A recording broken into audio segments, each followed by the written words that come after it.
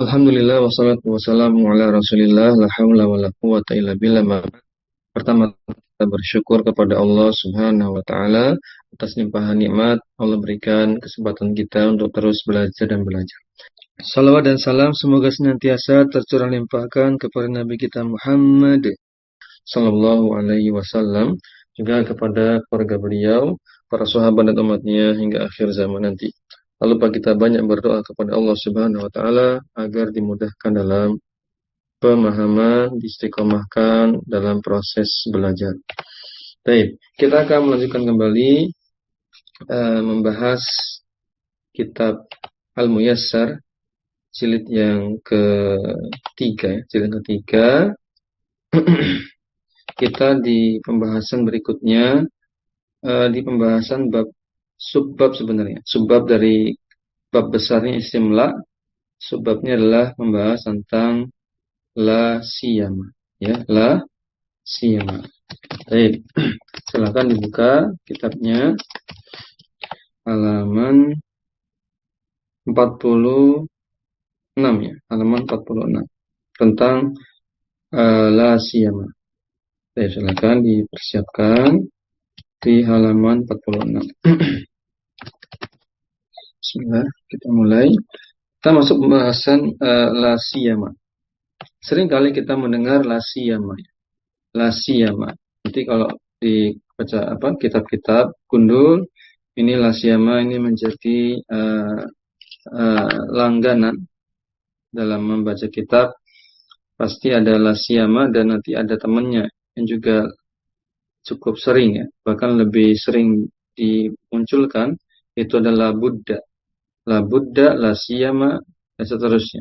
Ya, apa itu la siyama? La siyama kalau diartikan maknanya ada beberapa, tapi yang sering Anda pakai yaitu terutama gitu ya, terutama atau lebih lagi gitu, lebih utama lagi juga boleh. Jadi makna-makna semisal itu. Ya, qala al-muallif rahimahullah, Sa'id Zakaria menyebutkan la siyama wa hunaka sigotun li la an-nafiyati alil jinsi. Jadi la siyama itu merupakan bentuk dari la nafiyal jinsi. Dia turunan dari la nafiyal jinsi yang memiliki isim la dan khobar la ya. Misalnya la rojula fid dari. Maka rojula ini merupakan isim la. Tidak ada satupun laki-laki di rumah itu. Maka rojula itu isim la mabni atas fathah. Itu kalau pembahasannya isim la yang biasa. Nah, sekarang pembahasan isim la tapi dalam bentuk kemasan yaitu la siyama. Dan tidak ada pilihan lain. Ini memang template-nya seperti itu, hanya menggunakan lafadz ini, la siyama. Nggak bisa diganti misalnya la siyaman misalnya gitu. Nggak bisa ya. Atau siyanya diganti juga nggak bisa.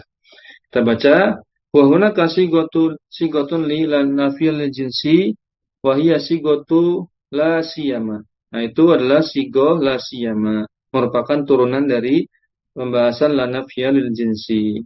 Nahu contohnya uhibbu al-fakihata la siyama al-burtuqalu awil burtuqali, nanti juga bisa awil burtuqala. Sebenarnya ada 3 pilihannya. Bisa al-burtuqalu, bisa al-burtuqali, bisa al-burtuqala. Apa artinya uhibbu al-fakihata? Aku suka buah-buahan, terutama lebih-lebih lagi apa? Jeruk. Nah, ya. Maka nanti jeruk ini bisa dibaca al-burtuqalu, bisa dibaca al-burtuqali, bisa dibaca al-burtuqala, tergantung alasannya apa. Versi mana, menggunakan la siyama versi yang mana, gitu ya. Baik. Kita coba lihat di bawahnya, kita baca. Maka di sini la siyama diartikan lebih-lebih lagi atau terutama gitu ya. Uhibbul fakihata la siyamal burtuqalu awil burtuqali awil burtuqal. Berikutnya fala nafiyatun lil jinsi wasiya ismuha wa khabaruha mahzufun da'iman.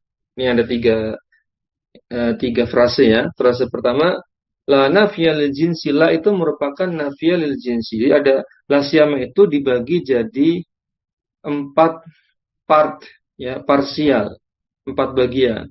Yang pertama la, yang kedua siya, yang ketiga ma, yang keempat isim setelah ma.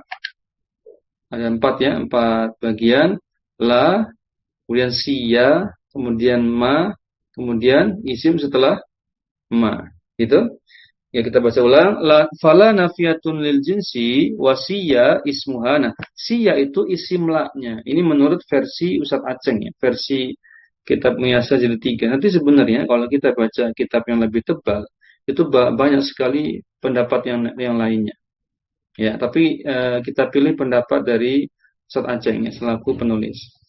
Siya-nya itu merupakan ismuha, maksudnya adalah isim la nafiyah lil jinsi. Gitu ya. Maka dibaca mansub. Karena isim la itu kan sama dengan isim inna.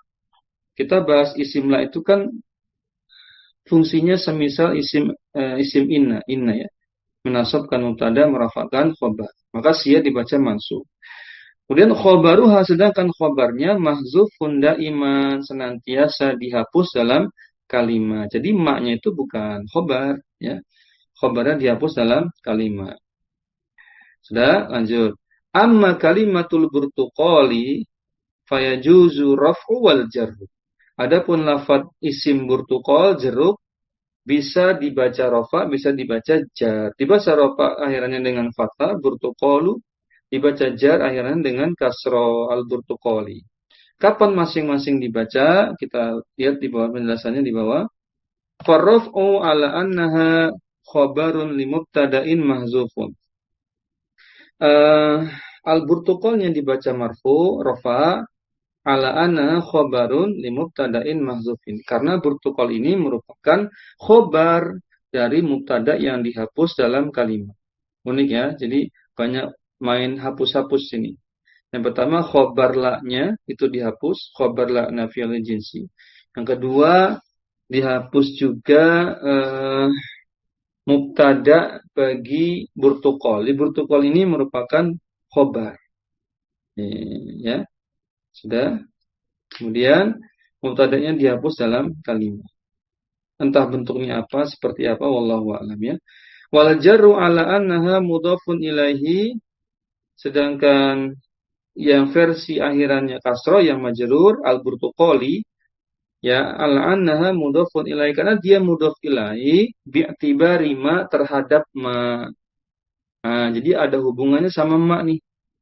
Yang dibaca al-burtuqali maka itu idhofah dengan ma sebelumnya kan. La siyama, nah itu maknya idhofah ke al-burtuqali. Fi la siyama zaidatan, maknya ini ma zaidah saja, ma tambahan. Jadi maknya itu bukan menegasikan, bukan ma yang maknanya isim mausul, bukan, ini ma zaidah. Ma zaidah itu gampang bahasa kitanya apa ya? Kosongan lah gitu. Dia nggak bawa pesan apa-apa, cuma tambahan aja. Ya, bukan ma ismausul, bukan ma istifham bertanya, bukan ma apa lagi ya? Ma nafi, ya kan? Menolak, meniadakan, enggak, ini ma zaidah saja. Jadi yang difokuskan adalah kata siya, kemudian isim setelah ma. Nah, itu yang dipelajari. Siya dibaca mansub karena isim la, kemudian siya ini dibaca mabni atas fathah sebenarnya ya. Karena kan dia isim la. Isim la itu mabni atas fathah, siya. Nah, kemudian tadi al-burtuqal isim setelah siyama itu bisa dibaca rafa jika dianggap sebagai khobar dari mubtada yang dihapus dalam kalimat. Anggaplah misalnya ya, kalau boleh mubtada yang dimunculkan misalnya uhibbul fakihata la siyama huwal, misalnya gitu ya. Huwal burtuqalu, misal kalau dibolehkan misalnya pakai huwa al-burtuqalu, misalnya begitu. Ini mubtadanya dihapus biar lebih ringkas ya. Lanjut kemudian kalau jar tadi, kalau jar maka al-burtuqali bacanya sebagai mudhaf ilaihi terhadap ma yang dianggap sebagai mudhof sebagai ma zaidah, ma tambahan. Baik, lanjut kita baca lagi bawahnya. Idza kanat al kalimatu, atau kita baca sambung, wa idza kanatil kalimatul lati ta'ti ba'da la siyama nakiratan jaza hadzanil wajhani wajaza wajhun salisun wa huwa nasbuha ala annaha tamyizu. Ini menarik ya. Jika kata atau isim setelah la siyama itu nakirah bacanya. Tadi kan ma'rifat, al-burtuqal tadi ma'rifat kan pakai alif lam. Nah, ini kalau kita ubah jadi nakirah. Misalnya kita ganti ya. Misalnya kita ganti kalimatnya. Di sini ada kayaknya, di bawahnya ini ada. Nah, kita ganti ya. Jadi burtuqalatun atau burtuqalatan, burtuqalatin, enggak pakai alif lam.